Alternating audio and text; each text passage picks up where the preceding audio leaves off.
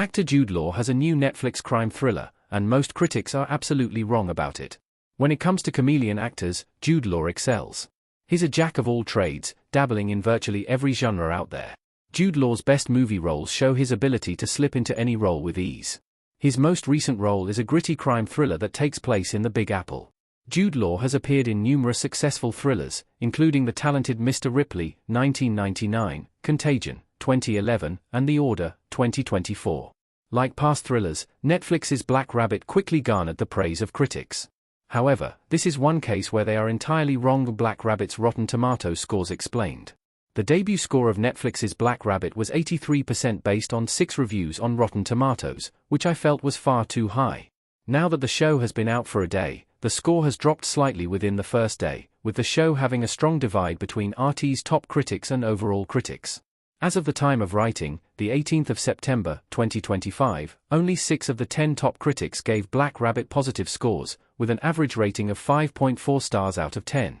This is still too high, based on the narrative aspects. However, it's a much more reasonable assessment of the show, considering the show does have fantastic technical elements that could increase the ratings.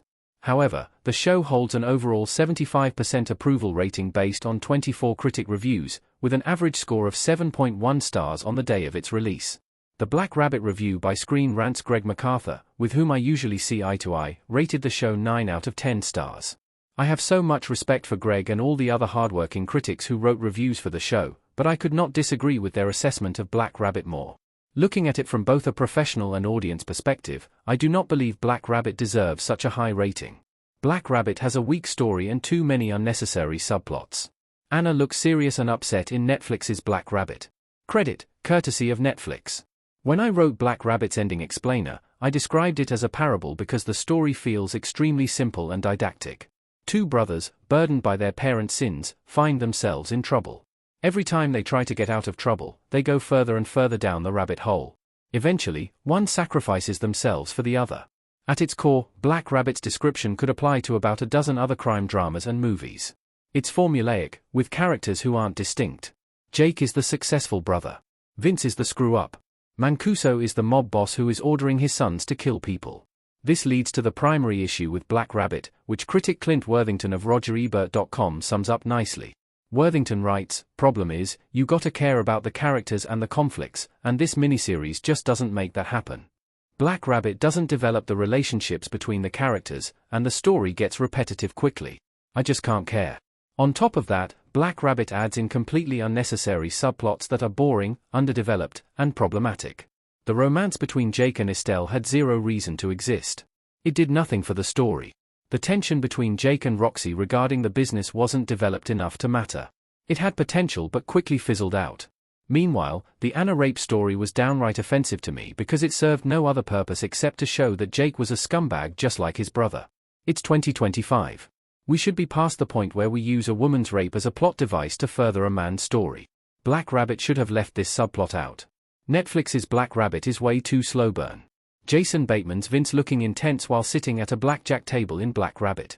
On top of having serious narrative and character issues, Netflix's Black Rabbit felt like it was dragging the whole time. There's a fine line when it comes to successfully creating a slow burn crime story. If it's not exactly right, the story will either move too slowly or too fast. In either scenario, it undercuts the tension, decreasing the impact. While I can see what Black Rabbit was trying to do, it fell on the side of moving far too slowly. There wasn't enough story and character development to warrant the 8-hour runtime. It almost would have been better for them to cut out the unnecessary subplots and turn Black Rabbit into a 2-hour movie. Why critic scores are still high for Black Rabbit? Jake looks over his shoulder while leaning on a car in Black Rabbit. Credit, courtesy of Netflix. Even though Black Rabbit has many weaknesses, critic scores are still high for the show because they are looking at different components of the show than the audience members. The critics are focusing on the technical aspects of Black Rabbit. The positive reviews hone in on the auteur style and the gritty ambience as Black Rabbit's biggest strengths. Based solely on these elements and nothing else, Black Rabbit absolutely warrants the 7.1-star average rating. There is no question that the Netflix miniseries is well made, based on the craft. On top of that, Jason Bateman and Jude Law are considered A-list actors for a reason. They are highly sought after because they are good at their job. They are capable of transforming Vince and Jake, who are blandly written Cain and Abel archetypes, into characters audiences will watch. They do the absolute most, even though they had very little to work with.